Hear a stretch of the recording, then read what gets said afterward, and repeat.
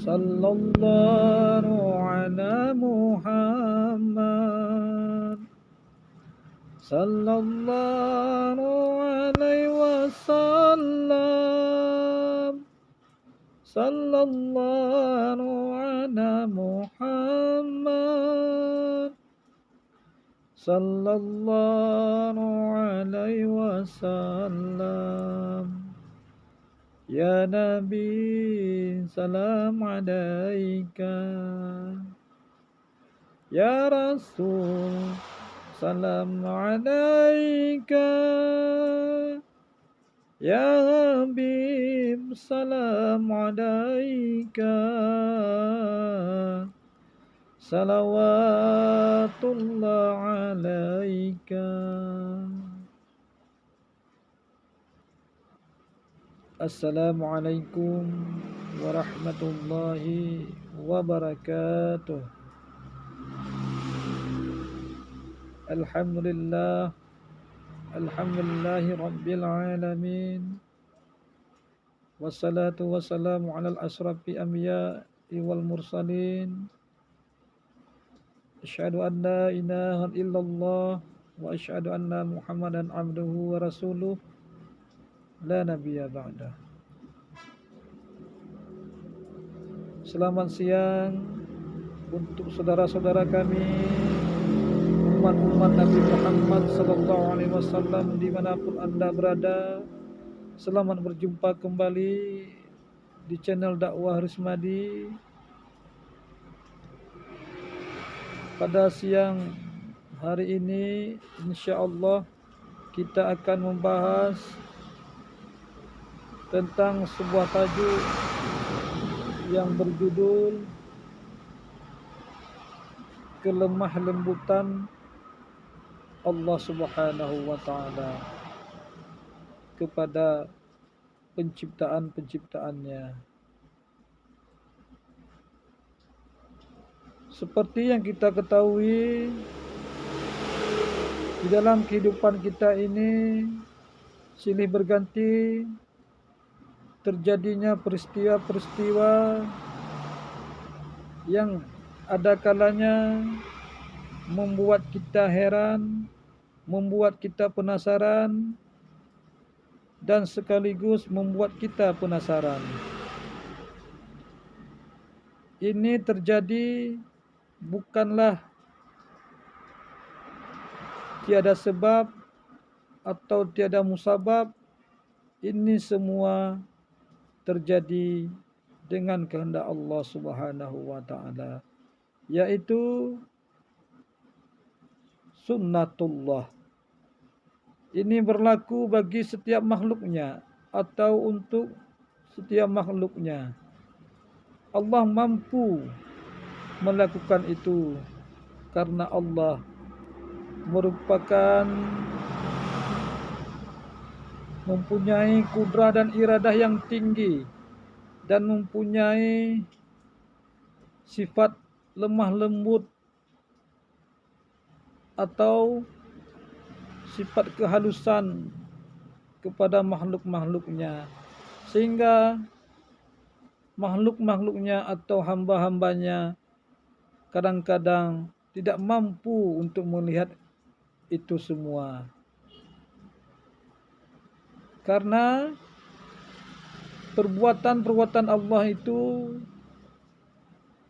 memang di luar logika kita, di luar pengetahuan kita yang sangat terbatas ini. Sebuah contoh, di zaman dahulu, yaitu di zaman para nabi, yaitu peristiwa seorang nabi, tetapi nabi ini bukanlah seorang rasul. Beliau menerima wahyu dari Allah hanya untuk beliau sendiri, tidak disampaikan kepada umat. Pada suatu hari seorang nabi ini beribadah di dalam sebuah gua, yang gua itu terdapat di gunung yang tinggi. Setelah beliau selesai beribadah, nabi tersebut keluar untuk melihat sesuatu. Kemudian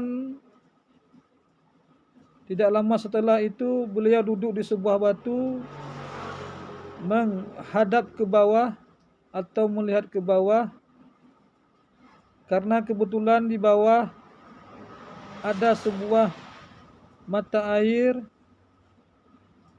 yang sangat indah dan sangat luas, bisa untuk bersuci atau untuk minum, bahkan bisa untuk memberikan minum kepada ternak-ternak yang ada pada saat itu. Kemudian tiba-tiba datanglah seorang yang berkuda dengan begitu gagahnya.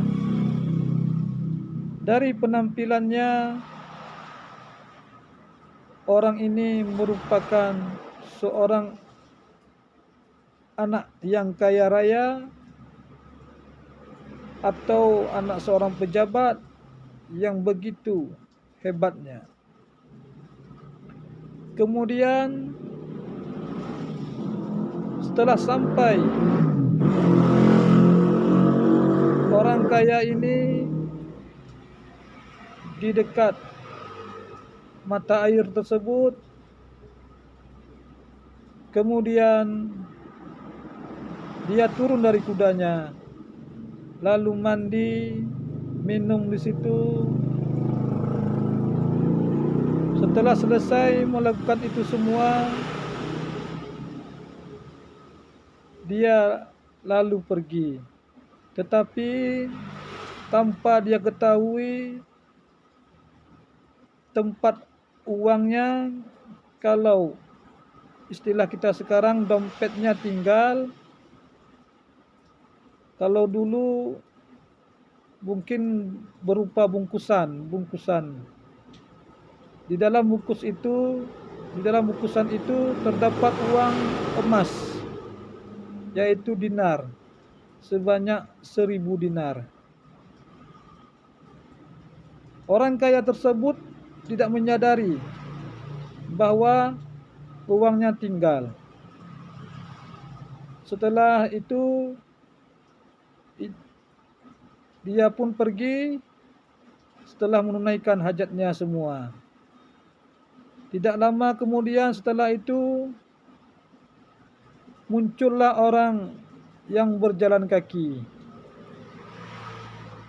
Dari penampilannya, orang yang berjalan kaki ini dalam keadaan letih, dalam keadaan kehausan. Kemudian setelah sampai ke tempat mata air tersebut, langsung dia minum, mandi, dan beristirahat.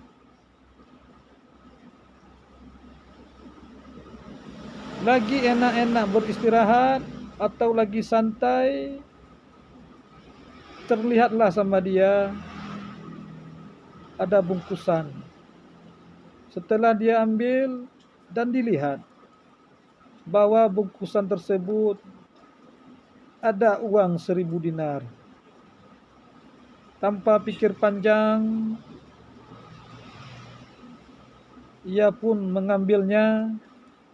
Kemudian dengan perasaan yang girang, tersenyum, lalu membawa uang tersebut pergi dari tempat mata air tersebut. Tidak lama kemudian setelah orang tersebut pergi, datanglah orang yang ketiga. yaitu seorang pemikul kayu atau seorang pencari kayu di daerah tersebut, yang memang kebetulan daerah tersebut berupa hutan-hutan yang banyak kayunya. Dari kejauhan Nabi ini melihat dari atas, tukang kayu ini sangat lelah, letih. Kemudian si tukang kayu ini beristirahat sebentar, mandi, minum. Tetapi alangkah terkejutnya, tiba-tiba terdengarlah suara kuda yang begitu kencang mendekati tempat mata air tersebut. Ternyata yang terlihat adalah anak orang kaya tadi. Anak orang kaya yang ketinggalan uangnya tersebut. Kemudian dia turun dari kudanya, langsung menghampiri si tukang kayu. Setelah dia melihat-lihat di sekitarnya, tidak ada orang lain, maka dia langsung menuduh si tukang kayu ini, "Kembalikan uangku, atau engkau kubunuh." Tetapi dengan terbata-bata, tukang kayu ini mengatakan, "Saya tidak melihatnya, apalagi mengambilnya." Namun orang kaya ini tidak percaya, karena memang tidak ada lagi orang lain di situ kecuali si tukang kayu ini. Dengan begitu marah, maka orang kaya ini membunuh si tukang kayu itu, sehingga tukang kayu itu mati di tangannya. Setelah merasa puas membunuh si tukang kayu ini, lalu orang kaya tersebut beranjak pergi. Nabi yang melihat dari atas tersebut merasa heran dengan kejadian ini semua. Di dalam hatinya bertanya-tanya, mengapa itu bisa terjadi? Mengapa Allah menakdirkan si tukang kayu ini tidak mengambil uang orang kaya ini, bisa mati terbunuh di tangan orang kaya tersebut. Kemudian turunlah wahyu ke dalam batin Nabi tersebut. Lalu Allah Subhanahu wa taala berkata kepada Nabi itu, "Wahai Nabiku, apapun kejadian di dunia ini yang terjadi, tidak boleh kamu tanya-tanyakan. Tetapi karena kamu termasuk seorang nabiku yang aku cintai, maka aku akan jawab semua kejadian-kejadian itu. Yang pertama, anak orang kaya tersebut mengapa membunuh si tukang kayu? Jawabannya adalah karena ayah si tukang kayu ini dulu pernah membunuh ayah anak yang kaya ini.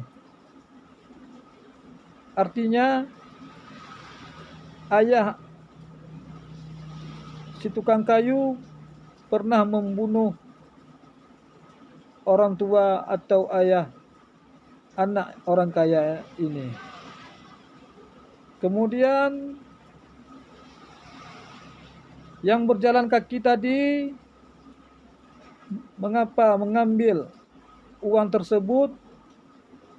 Karena orang tua si anak kaya tersebut pernah berhutang kepada ayah si pejalan kaki tadi 1.000 dinar dan belum dibayar sampai orang tuanya meninggal.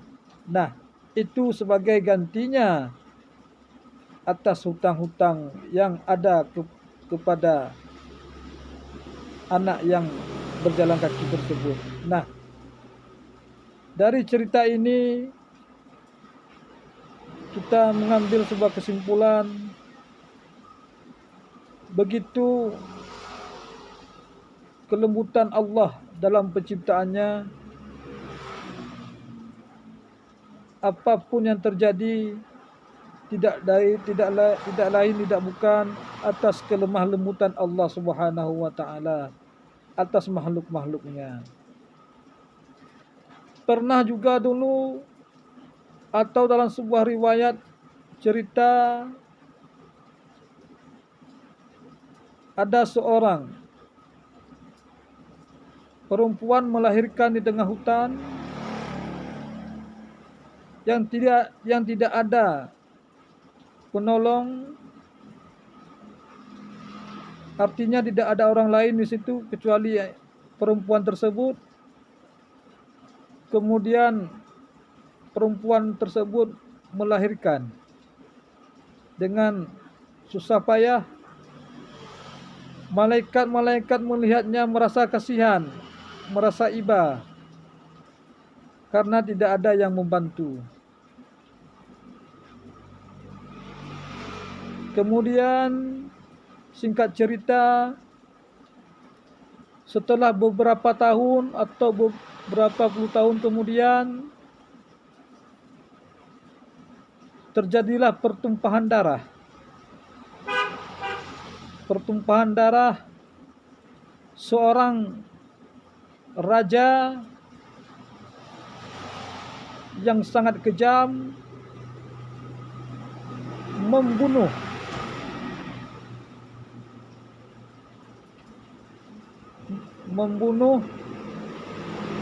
semua rakyatnya yang tidak patuh terhadap perintahnya. Dan kemudian dengan takdir Allah Subhanahu wa taala, raja itu pun mati juga, terbunuh. Artinya dibunuh oleh orang lain. Di dalam kematian tersebut tentunya ruhnya itu dicabut oleh malaikat Israel.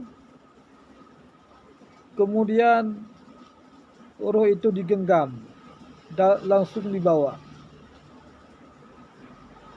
Dengan kudrah dan iradah Allah, Allah menyampaikan wahyu kepada para malaikatnya. Wahai malaikatku, apakah kalian tahu ruh siapa yang kalian bawa itu? Malaikat menjawab, hanya Allah lah yang tahu, dan kami tidak mengetahui apa-apa sebelum engkau memberitahu, wahai Rabb kami. Kemudian Allah mengatakan, wahai malaikatku, itulah ruh anak kecil atau ruh anak yang lahir sendirian, yang tiada bantuan untuk orang tuanya di masa yang lalu, yang tinggal sendirian di dalam hutan. Maka semua malaikat pun heran dengan kejadian tersebut. Inilah merupakan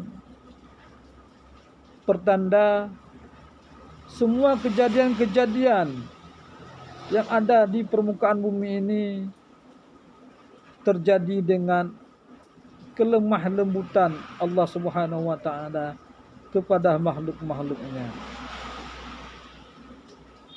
Saudara-saudara kami, umat-umat Nabi Muhammad sallallahu alaihi wasallam dimanapun Anda berada, kalau kita membicarakan tentang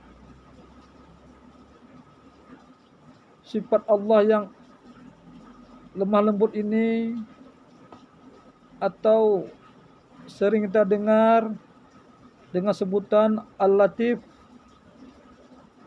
ataupun Ya Latif, ini merupakan sifat yang sangat agung.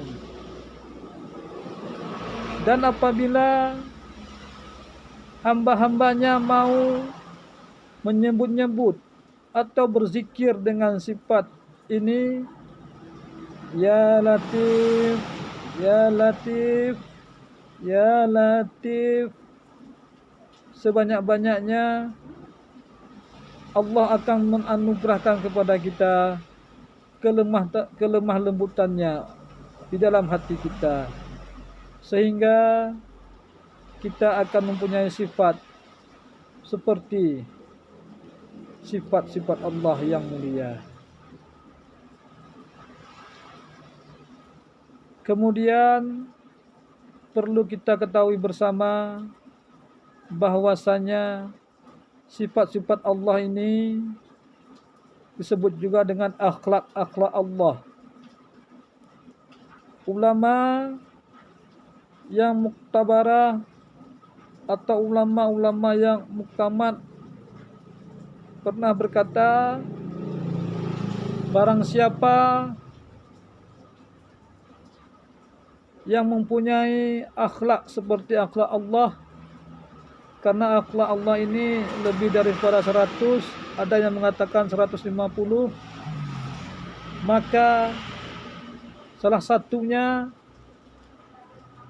apapun itu, baik dia akhlak yang lemah lembut, yang pengasih, atau yang penyayang kepada makhluk-makhluknya, maka si hamba tersebut dipastikan mendapat rahmat Allah, mendapatkan ridha Allah, dan akhirnya tentu dimasukkan ke dalam surga Jannatul Naim. Mungkin hanya sekian dan demikian yang dapat kami sampaikan, di mana ada kata-kata yang tidak benar atau yang salah, tentunya itu berasal dari kami. Dan apabila ada kata-kata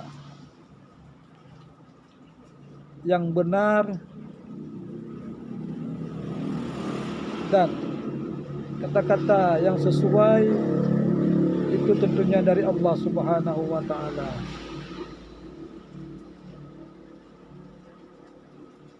Di sini juga kami meminta dukungannya untuk meng-like, share, dan subscribe channel kami ini. Semoga channel kami ini dapat bertahan. Akhirul kalam. Wassalamualaikum warahmatullahi wabarakatuh. Salatullah, salamullah ala taha rasulillah. Salatullah, salamullah ala yasin habibillah. Salatullah, salamullah ala yasin habibillah.